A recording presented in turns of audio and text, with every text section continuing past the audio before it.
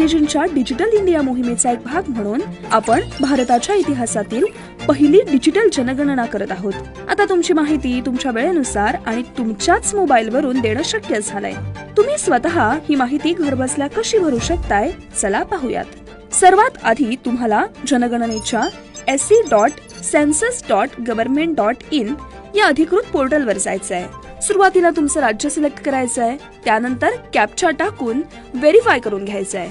समोर आलेली माहिती जसं की सुरुवातीला तुमच्या फॅमिली हेडचं नाव, त्यांचा नंबर आणि अन्य माहिती सबमिट करा.